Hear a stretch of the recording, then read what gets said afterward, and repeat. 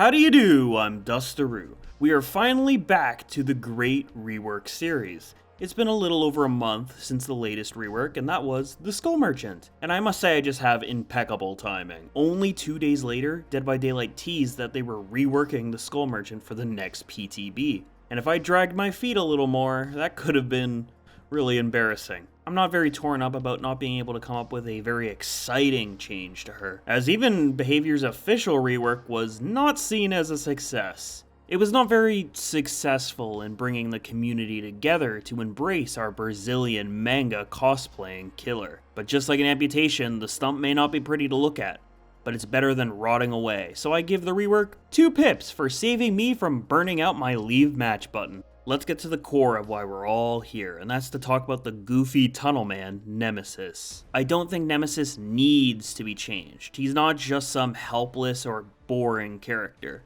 In fact, recently, he's one of my go-tos if I just want to turn my brain off and have some chill killer matches. While Nemesis does suffer from some crippling early game issues and being heavily reliant on RNG when it comes to his zombies, in that they're either on a mental health day and nowhere to be seen, or the most devoted and tireless soldiers an 8-foot mutant beef patty could ask for. Nothing hits harder than being face-camped by a zombie, I'll tell you.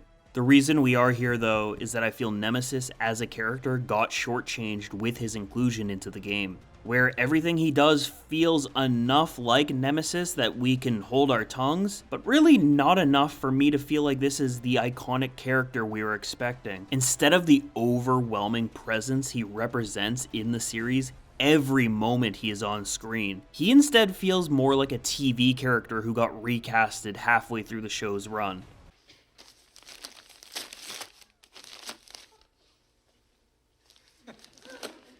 You know, Miss Banks, since you had that baby, there's something different about you. You know who he's supposed to be, but he just doesn't feel right. Resident Evil is my favorite video game series of all time, and it's not even close. Almost every game in the series is one I could classify as one of my most beloved games I've ever played. Resident Evil 1, 2, 3, 4, 5, 7, Village, and all their remakes. The disproportionate amount of my best times playing video games rests heavily on this series' shoulders, and turns zombies into my favorite subgenre of media, period. Hell, I even enjoy some of the movies. Some. Definitely not all. So while I love Nemesis as he is now, I can't help but think constantly about what we lost. 'Cause sometimes I look in her eyes, and that's where I find a glimpse of us. There is a lot of massive changes and new abilities to make Nemesis feel more reflective of his true character and skill set. So here's a brief description of what we will be talking about in regards to his power. In short, these are the big changes. New ability, rocket launcher supply drops, a Nemesis charge, zombies being reworked and earned mid-match, Nemesis evolution set in 2 stages, and a tentacle and infection rework. We have to get the biggest one out of the way first. Yes, Nemesis is going to have a rocket launcher. It is one of his signature weapons and a huge part of what makes him a cut above the rest of the usual monsters in the Resident Evil games. He is a creature of pure force and higher than expected intelligence with one goal and one drive: to destroy its targets no matter what it takes. And this includes blowing them up with a rocket, a tool he has no shame in pulling out whenever he can. I can hear some of you already saying, Dustaroo, I know that's his signature weapon and everything, but don't you think that's a little too crazy to add into the game? This is a slasher game about being chased by a monster wanting to stab you. Won't we be stretching our immersion a bit too much if survivors are dodging missiles? I think we'll be fine. If survivors can place down flame-throwing turrets that only damage the alien and not the survivors themselves, even if they were to put their whole mouths over the barrel and chug the flames as they came out, they would be completely fine. I think we can justify a rocket not turning them into goo piles. So what does a rocket launcher look like in Dead by Daylight? Rocket launcher supply drop. Within 24 meters of uncompleted generators, a supply crate will drop for Nemesis to pick up, containing a rocket launcher. A supply drop will fall into the trial every 2 minutes, with a maximum of 4 allowed in the trial at any point. If Nemesis is holding a rocket in his hand, a 4th supply crate will not spawn until the rocket is used. When Nemesis picks up a rocket, he cannot use his tentacle attack until the rocket is discarded. Nemesis takes a short time to ready and aim his weapon. Think of Deathslinger readying his weapon and unreadying his weapon. This will work similar to that. While aiming the rocket launcher, see the trajectory of the weapon with a red dot sight, which will appear as orange until the weapon is ready to be fired. Once it's red, get ready to run. This effect is both visible to survivors and Nemesis. Direct hits with a rocket launcher will put survivors into the dying state. When a rocket hits a surface, it explodes in a small radius of splash damage that will only inflict 1 health state of damage to survivors caught in the range. This can hit multiple survivors at once. Rockets that would fire into the area of a currently hooked survivor or a recently unhooked survivor will take longer before the weapon is ready to fire. Any pallet or breakable wall hit with a rocket or its blast radius is destroyed. A rocket is a one-shot, one-use ability. When a rocket is used, the weapon is discarded and Nemesis can use his tentacle attack once again. While I do find it really cool for Nemesis to have a rocket launcher, this was never an idea I was married to when we were speculating about what his power would be a couple years ago. I prefer it to be added, but I was always fine with it getting cut. However, we do need to talk about the big character clash that does bother me about Nemesis. His power being the tentacle, and only the tentacle. We will talk about Nemi's ungrateful kids a little bit later, but for the active part of Nemesis's power, it's a tentacle, a mid-range whip-like ability that is his primary tool of dealing with foes. Nemi has his tentacle, but let's not kid ourselves, it's hardly a part of his power in the actual game. It's a trick, a little tool that he whips out from time to time to assist him, at least in his original form, but we're not going to be talking about Meatloaf Nemesis.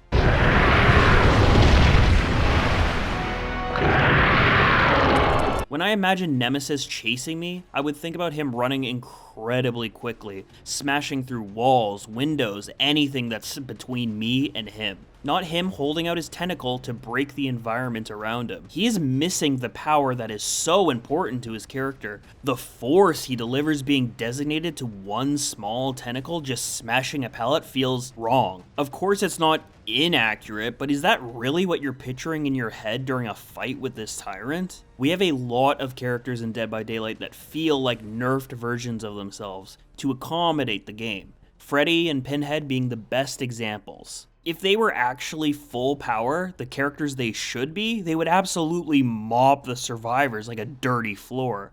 But their nerfs are more of magical limitations. Like through the entity's influence, they cannot properly channel their strongest supernatural abilities. Nemesis does not have that. He feels physically neutered, without the physical intimidation that's core to what makes his character scary. They made Vegan Nemi who keeps forgetting to put protein supplements into his diet. He also feels slow. While not only being strong, he's also incredibly fast and in your face, harassing you. How it feels to chew 5 gum. Stars. Stimulate your senses.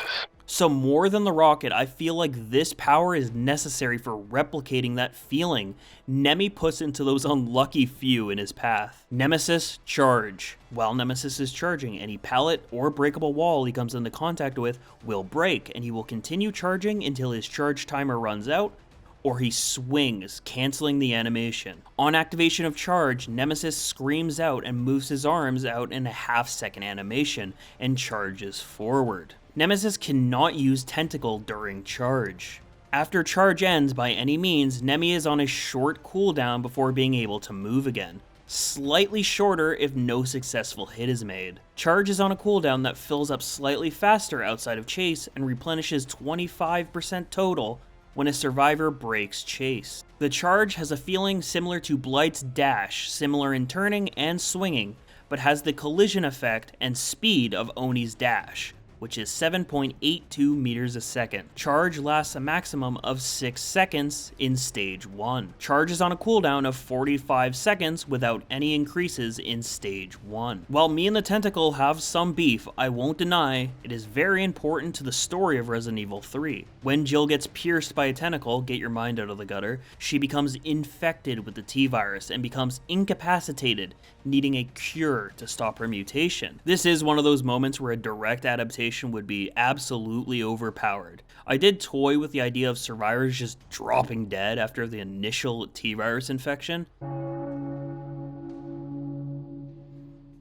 but I don't think many Survivor players would be very keen on that idea. Some of you killer players though, I bet you were watering at the mouth at that idea. So to keep things a little more fair and fun, I'm going to say that the entity is somehow directly influencing how the T-virus functions in the realm, to provide a little more entertainment while its food cooks.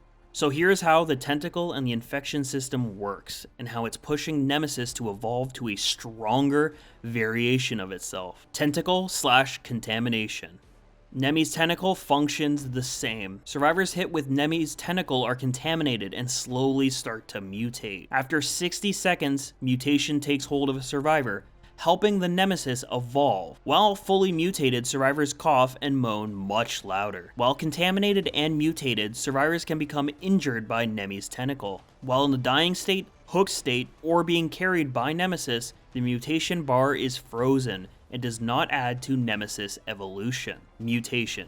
While survivors are at max mutation, they slowly grow the Nemesis evolution bar until it is filled, which causes Nemesis to evolve to his second stage. Survivors becoming mutated for the first time give 20% of Nemi's evolution bar instantly. While in the second stage of mutation, Nemesis can turn survivors into zombies when they're in the dying state after their second hook state. Think of Pyramid Head's built-in Mori, except instead of killing them, it turns their corpses into zombies. While in the second stage of mutation, the whip can now break pallets. While in the second stage of mutation, charge speed is increased from 7.82 meters a second to 9 meters a second. Cooldown of charge is now lowered to 35 seconds from 45 seconds. And the overall time allowed in charge goes from 6 seconds to 8 seconds.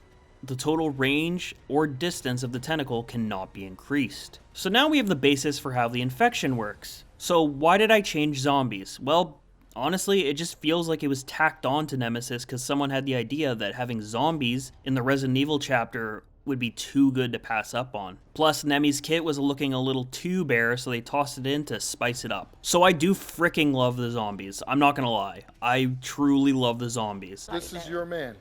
Yes, Look at the screen. that's mine.